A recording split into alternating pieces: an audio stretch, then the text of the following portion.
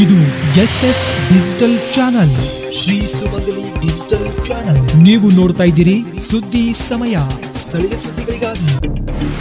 ಸುದ್ದಿ ಸಮಯದ ಪ್ರಾಯೋಜಕರು Mahalakshmi jewellers, gold hub, main road, Kalaburagi.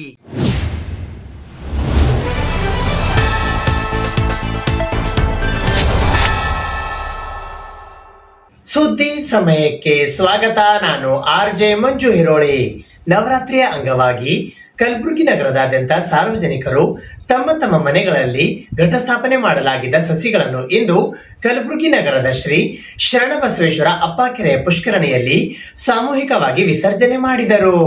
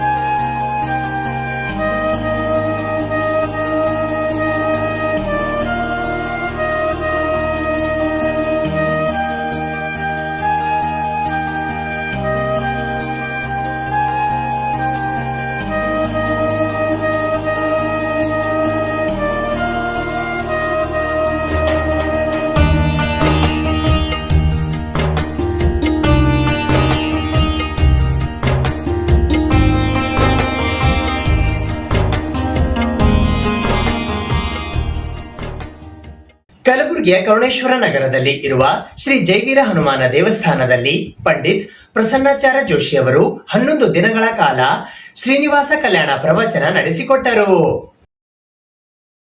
Kalaburagi ನಗರದ ಕರುಣೇಶ್ವರ ನಗರ ಬಡಾವಣೆಯಲ್ಲಿ ಇರುವ ಶ್ರೀ ಜೈವೀರ ಹನುಮಾನ ದೇವಸ್ಥಾನದ ಆವರಣದಲ್ಲಿ ಪಂಡಿತ್ ಪ್ರಸನ್ನಾಚಾರ್ಯ ಜೋಶಿ ಅವರು ಶ್ರೀನಿವಾಸ ಕಲ್ಯಾಣ ಪ್ರವಚನ 11 ದಿವಸಗಳ ಕಾಲ ನಡೆಸಿಕೊಟ್ಟರು. ಈ ಸಂದರ್ಭದಲ್ಲಿ ಗೌರವ ಅಧ್ಯಕ್ಷರಾದ ಅವಿನಾಶ್ ಕುಲಕರ್ಣಿ, ಅಧ್ಯಕ್ಷರಾದ ಕಿಶನ್ ಮಠಮಾರಿ, ವಿನೋದ್ ಜೋಶಿ, ನಿತೀಶ್ ಜೋಶಿ, ಸಿಂದಗಿಕರ್, ವಿನೋದ್ ಸಾತ್ಖೇಡ್, ಕಿಶನ್ ರಾವ್ ಕುಲಕರ್ಣಿ, RK ಕುಲಕರ್ಣಿ, ಲಕ್ಷ್ಮೀಕಾಂತ್ ಕುಲಕರ್ಣಿ, ಜಯತೀರ್ಥ ಜೋಶಿ ಸೇರಿದಂತೆ ಇತರರು ಉಪಸ್ಥಿತರಿದ್ದರು.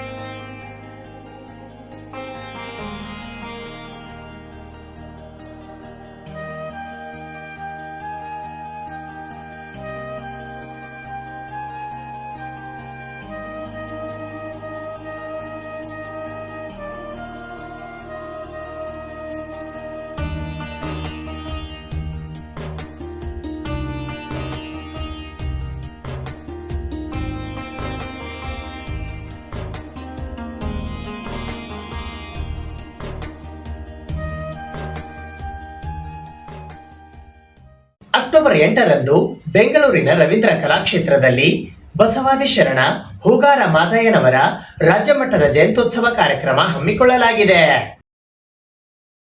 ಬಸವಾದಿ ಶರಣ ಹೂಗಾರ ಮಾದಯ್ಯನವರ ರಾಜ್ಯ ಮಟ್ಟದ ಜಯಂತ್ಯೋತ್ಸವ ಕಾರ್ಯಕ್ರಮವು ದಿನಾಂಕ 8ನೇ ಅಕ್ಟೋಬರ್ 2025ರಂದು ಬೆಳಿಗ್ಗೆ 11 ಗಂಟೆಗೆ ಬೆಂಗಳೂರಿನ ಜೆಸಿ ನಗರದಲ್ಲಿ ಇರುವ ರವೀಂದ್ರ ಕಲಾಕ್ಷೇತ್ರದಲ್ಲಿ ಜರುಗಲಿದೆ.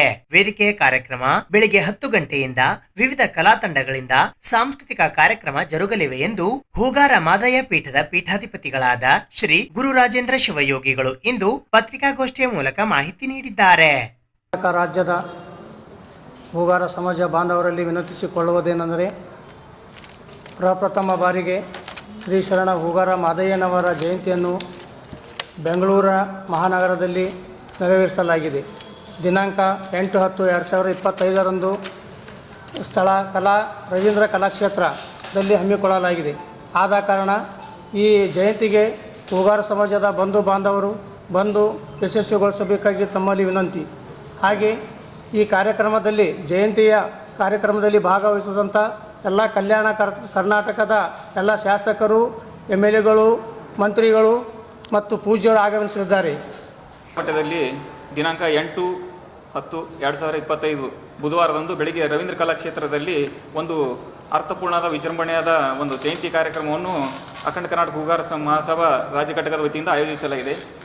ಈ ಒಂದು ಕಾರ್ಯಕ್ರಮಕ್ಕೆ ಕರ್ನಾಟಕ ರಾಜ್ಯ ಸರ್ಕಾರದ ಮಾನ್ಯ ಮುಖ್ಯಮಂತ್ರಿಗಳಾದಂಥ ಸಿದ್ದರಾಮಯ್ಯ ಸಾಹೇಬರು ಮತ್ತು ಉಪಮುಖ್ಯಮಂತ್ರಿಗಳಾದಂಥ DK ಶಿವಕುಮಾರ್ ಸಾಹೇಬರು ಮತ್ತು ಕನ್ನಡ ಮತ್ತು ಸಂಸ್ಕೃತಿ ಇಲಾಖೆ ಸಚಿವರಾದಂಥ ಶಿವರಾಜ್ ತಂಗಡಿಯವರು ಮತ್ತು ನಮ್ಮ ಇದೇ ಕ್ಷೇತ್ರದ ಸಚಿವರಾದಂಥ ಚನ್ನಬಸಪ್ಪ ದರ್ಶನಾಪುರ ಸಾಹೇಬರು ಮತ್ತು ಶರಣಪ್ರಕಾಶ್ ಪಾಟೀಲ್ ಸಾಹೇಬರು ಮತ್ತು ಈ ಭಾಗದ ಎಲ್ಲ ಸಚಿವರು, ಶಾಸಕರುಗಳು ಕೂಡ ಈ ಒಂದು ಸಮಾರಂಭಕ್ಕೆ ಆಗಮಿಸ್ತಾ ಇದ್ದಾರೆ.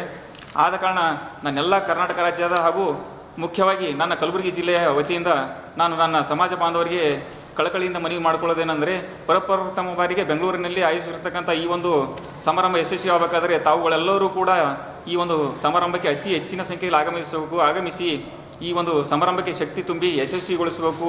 ಯಾಕಂದರೆ ಯಾವುದೇ ಸಮಾರಂಭ ಯಶಸ್ವಿ ಆಗಬೇಕಾದರೆ ಆ ಸಮಾರಂಭಕ್ಕೆ ಕಳೆ ತರಬೇಕಾದವರು ಎಲ್ಲ ಸಮಾಜ ಬಾಂಧವರು ಇರ್ತಾರೆ. ಇನ್ನೊಂದು ಸಲ ತಮ್ಮೆಲ್ಲ ಸಮಾಜ ಬಾಂಧವರಿಗೆ ಮನವಿ ಮಾಡ್ಕೊಳ್ತಾ ಇದ್ದೀನಿ, ತಾವುಗಳೆಲ್ಲರೂ ಕೂಡ ಅತಿ ಹೆಚ್ಚಿನ ಸಂಖ್ಯೆಯಲ್ಲಿ ಒಂದು ದಿನ ಏನಪ್ಪ ಅಂದರೆ ಯಾವುದೇ ಕೆಲಸ ಕಾರ್ಯಗಳಿದ್ದರೂ ಕೂಡ ಬದಿಗೊತ್ತಿ ಈ ಒಂದು ಸಮಾಜ ಕಾರ್ಯಕ್ರಮದಲ್ಲಿ ಭಾಗಿಯಾಗಿ ನಮ್ಮ ಹೂಗಾರ ಮಾದಣ್ಣವರ ಕೃಪೆಗೆ ಪಾತ್ರರಾಗಿ ಈ ಒಂದು ಸಮಾವೇಶ ಯಶಸ್ವಿಗೊಳಿಸಬೇಕಂತ ಯಾಕೆಂದ್ರೆ ತಮ್ಮೆಲ್ಲರಿಗೂ ಕೂಡ ನಾನು ಅಖಂಡ ಕರ್ನಾಟಕ ಹೂಗಾರ ಮಹಾಸಭಾ ಜಿಲ್ಲಾ ಘಟಕದ ಕಲಬುರಗಿ ವತಿಯಿಂದ ಮನವಿ ಮಾಡಿಕೊಳ್ತಾ ಇದ್ದೀನಿ. ಅಕ್ಟೋಬರ್ 5ರಂದು ಕಲಬುರಗಿ ನಗರದ ಕನ್ನಡ ಭವನದಲ್ಲಿ ಕರ್ನಾಟಕ ರಾಜ್ಯ ಕೋಲಿ ಕಬ್ಬಲಿಗ ST ಹೋರಾಟ ಸಮಿತಿಯ ವತಿಯಿಂದ ಪೂರ್ವ ಸಿದ್ಧತಾ ಸಭೆ ಕರೆಯಲಾಗಿದೆ. ಕರ್ನಾಟಕ ರಾಜ್ಯ ಕೋಲಿ ಕಬ್ಬಲಿಗ ST ಹೋರಾಟ ಸಮಿತಿ ಬೆಂಗಳೂರು ವತಿಯಿಂದ ಪಕ್ಷಾತೀತವಾಗಿ ಮತ್ತು ಎಲ್ಲಾ ಕೋಲಿ ಸಮಾಜ ಸಂಘಟನೆಗಳೊಂದಿಗೆ ಕೋಲಿ ಕಬ್ಬಲಿಗ ಅಂಬಿಗ ಬೆಸ್ತ ಮೊಗವೀರ ಪದಗಳನ್ನು ರಾಜ್ಯ ಸರ್ಕಾರ ಪರಿಶಿಷ್ಟ ಪಂಗಡಕ್ಕೆ ಸೇರಿಸಲು ಈ ಕೂಡಲೇ ಕೇಂದ್ರಕ್ಕೆ ಪ್ರಸ್ತಾವನೆ ಸಲ್ಲಿಸಬೇಕು ಮತ್ತು ತಳವಾರ್ ಜನಾಂಗಕ್ಕೆ ST ಹಾಗೂ ಸಿಂಧುತ್ವ ಪ್ರಮಾಣ ಪತ್ರ ನೀಡುವಲ್ಲಿ ಮಾಡುತ್ತಿರುವ ಅನ್ಯಾಯ ಖಂಡಿಸಿ ಇವರಿಗೆ ಬೆಂಬಲ ನೀಡಿ ಈ ವಿಷಯಗಳ ಕುರಿತು ಕಲಬುರಗಿ ನಗರದಲ್ಲಿ ಬೃಹತ್ ಪ್ರತಿಭಟನೆ ಹಮ್ಮಿಕೊಳ್ಳಲು ಪೂರ್ವಭಾವಿ ಸಿದ್ಧತೆ ಸಭೆಯು ದಿನಾಂಕ 5ನೇ ಅಕ್ಟೋಬರ್ 2025ರ ರವಿವಾರದಂದು ಮಧ್ಯಾಹ್ನ 11 ಗಂಟೆಗೆ ಕಲಬುರಗಿ ನಗರದ SVP ವೃತ್ತದ ಹತ್ತಿರವಿರುವ ಕನ್ನಡ ಭವನದಲ್ಲಿ ಜರುಗಲಿದೆ ಎಂದು ಕರ್ನಾಟಕ ರಾಜ್ಯ ಕೋಲಿ ಕಬ್ಬಲಿಗ ST ಹೋರಾಟ ಸಮಿತಿ ಬೆಂಗಳೂರಿನ ಅಧ್ಯಕ್ಷರಾದ ಲಚ್ಚಪ್ಪ S ಜಮಾದಾರ್ ಅವರು ಇಂದು ಪತ್ರಿಕಾಗೋಷ್ಠಿಯ ಮೂಲಕ ಮಾಹಿತಿ ನೀಡಿದ್ದಾರೆ. ಸುದ್ದಿ ಇನ್ನು ಇವೆ, ಸದ್ಯಕ್ಕೆ ಬ್ರೇಕ್. ಇದು SS ಡಿಜಿಟಲ್ ಚಾನಲ್, ಶ್ರೀ ಸುಮಂಗಲಿ ಡಿಜಿಟಲ್ ಚಾನಲ್. ನೀವು ನೋಡ್ತಾ ಇದ್ದೀರಿ ಸುದ್ದಿ ಸಮಯ, ಸ್ಥಳೀಯ ಸುದ್ದಿಗಳಿಗಾಗಿ. ಸುದ್ದಿ ಸಮಯದ ಪ್ರಾಯೋಜಕರು Mahalakshmi jewellers, gold hub, main road, Kalaburagi.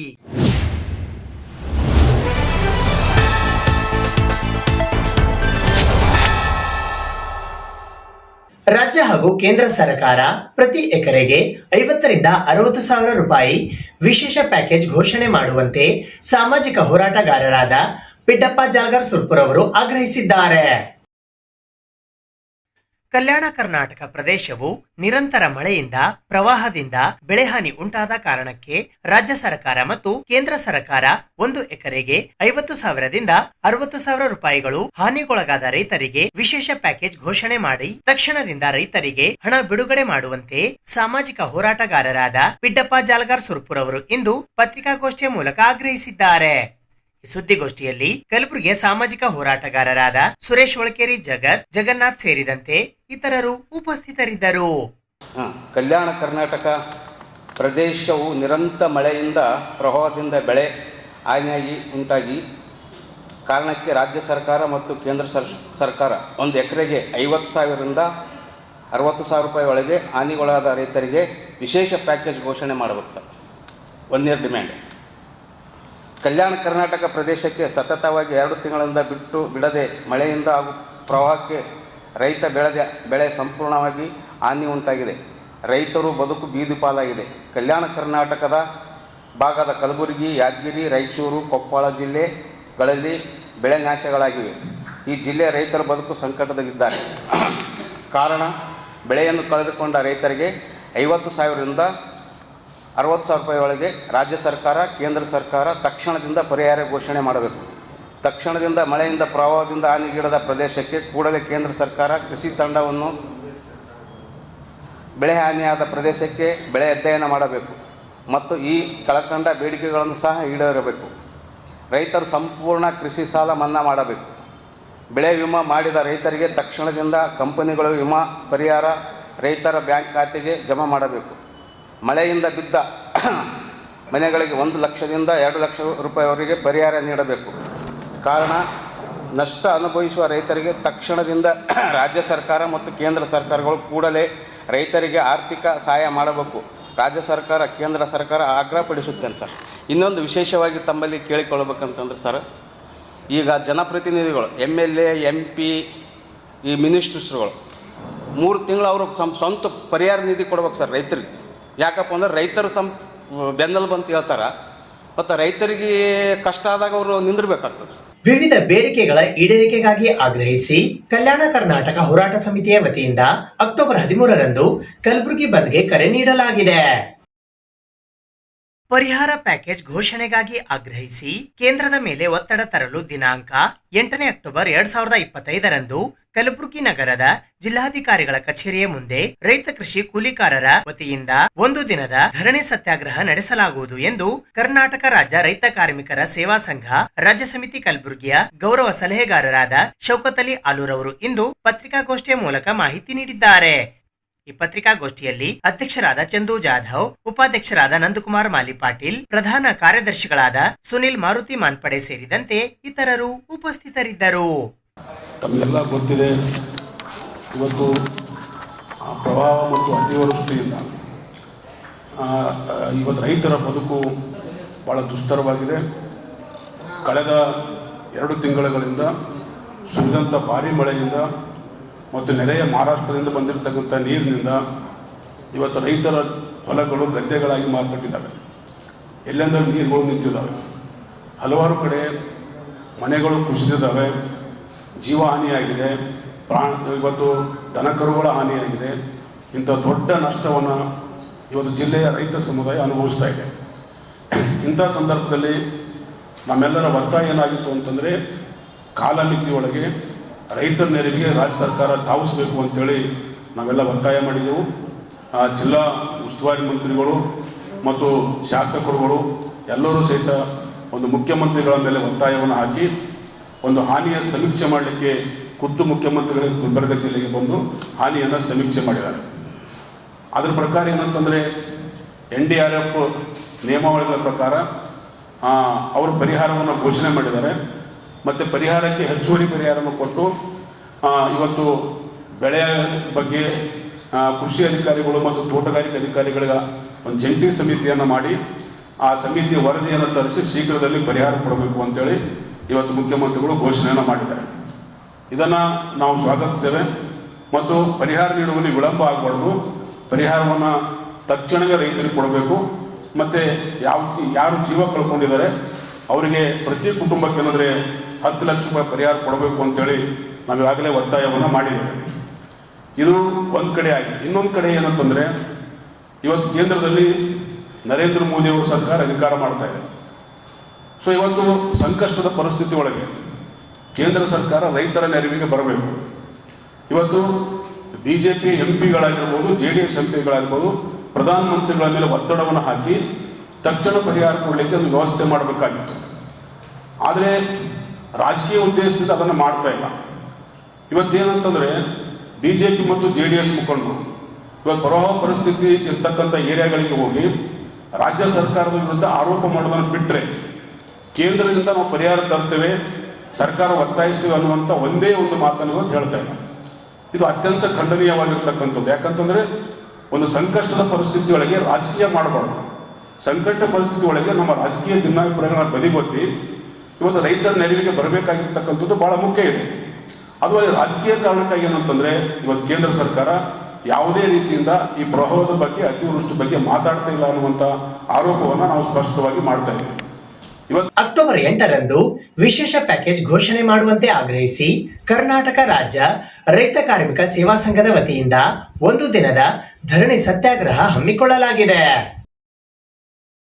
ಹಸಿ ಬರಗಾಲ ಘೋಷಿಸಿ ರಾಷ್ಟ್ರೀಯ ವಿಪತ್ತು ಪರಿಹಾರ ಕೊಡಬೇಕು, ರೈತರ ಸಾಲ ಮನ್ನಾ ಮಾಡಿ, ನದಿಗಳು ನೀರಿನಿಂದ ಜಲಾವೃತ ಮುಳುಗಡೆ ಪ್ರದೇಶ ಶಾಶ್ವತ ಪರಿಹಾರ ನಿರ್ಮಿಸಿ, ದನಕರುಗಳು ಮೃತಪಟ್ಟ ಕುಟುಂಬಕ್ಕೆ ಪರಿಹಾರ ಕೊಡಬೇಕು, ಹಿಂಗಾರು ಬಿತ್ತನೆಗಾಗಿ ಬೀಜ ರಸಗೊಬ್ಬರ ಉಚಿತವಾಗಿ ಕೊಡಬೇಕು, ಪ್ರತಿ ಟನ್ ಕಬ್ಬಿಗೆ 5,000 ರೂಪಾಯಿ ಬೆಂಬಲ ಬೆಲೆ ಕೊಡಬೇಕು, ಕಬ್ಬು ಕಟಾವು ಮಾಡಿದ ತಕ್ಷಣ 1 ವಾರದಲ್ಲಿ ಹಣ ಕೊಡಬೇಕು, ಅತಿವೃಷ್ಟಿ ಮಳೆಯಿಂದ ಹಾನಿಯಾದ ರೈತರು ಕಂಗಾಲಾಗುವಂತೆ ಆಗಿದ್ದು ಖಾಸಗಿ ಶಿಕ್ಷಣ ಸಂಸ್ಥೆಗಳು 2ನೇ ಕಂತಿನ ರೈತರ ಮಕ್ಕಳ ಶಾಲಾ ಕಾಲೇಜುಗಳ ಶುಲ್ಕ ಮನ್ನಾ ಮಾಡುವಂತೆ ಆಗ್ರಹಿಸಿ ಕಲ್ಯಾಣ ಕರ್ನಾಟಕ ಹೋರಾಟ ಸಮಿತಿ ಕಲಬುರಗಿ ರೈತ, ದಲಿತ, ಕನ್ನಡ, ವಿದ್ಯಾರ್ಥಿ, ಮಹಿಳಾ, ಕಾರ್ಮಿಕ ಪರ ಸಂಘಟನೆಗಳ ವತಿಯಿಂದ ಅನಿರ್ದಿಷ್ಟ ಧರಣಿ ಸತ್ಯಾಗ್ರಹವು ದಿನಾಂಕ 2ನೇ ಅಕ್ಟೋಬರ್ 2025ರಿಂದ ಪ್ರಾರಂಭಿಸಿ ದಿನಾಂಕ 13ನೇ ಅಕ್ಟೋಬರ್ 2025ರಂದು ಕಲಬುರಗಿ ಬಂದ್ಗೆ ಕರೆ ನೀಡಲಾಗಿರುವ ಕುರಿತು ಇಂದು ಪತ್ರಿಕಾಗೋಷ್ಠಿಯ ಮೂಲಕ ಮಾಹಿತಿ ನೀಡಲಾಯಿತು.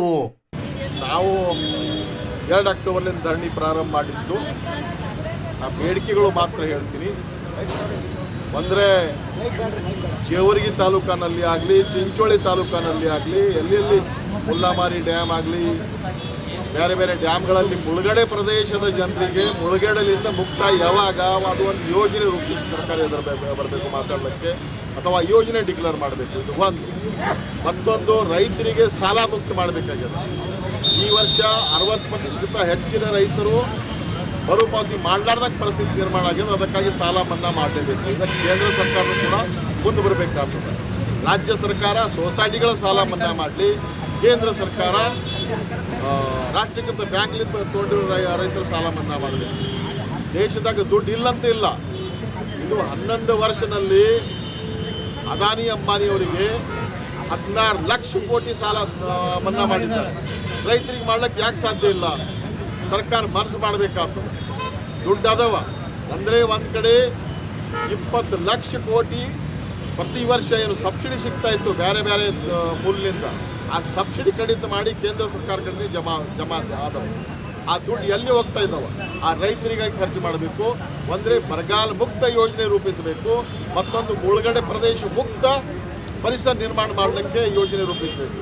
ಈ 2 ಯೋಜನೆ ಇಲ್ಲದೆ ಈ ವ್ಯವಸ್ಥೆ ಸರಿಪಡಿಸಲಿಕ್ಕೆ ಸಾಧ್ಯ ಇಲ್ಲ. ಪರಿಹಾರ ಅಷ್ಟೇ ಸಾಲದು. ಈ ಯೋಜನೆಗಳು ರೂಪಿಸಿದ್ರೆ ಮಾತ್ರ ಬರಗಾಲದಿಂದ, ಹಸಿ ಬರಗಾಲ ಆಗಲಿ ಅಥವಾ ಒಣ ಬರಗಾಲ ಆಗಲಿ, ಈ ಯೋಜನೆಗಳ ಮುಖಾಂತರ ನಮ್ಮ ದೇಶದ ರೈತರಿಗೆ, ನಮ್ಮ ದೇಶದ ಜನರಿಗೆ ಮುಕ್ತಗೊಳಿಸ್ಲಿಕ್ಕೆ ಸಾಧ್ಯ ಆದಂತ ನಾವು ಬಯಸ್ತಾ ಇದ್ದೀವಿ.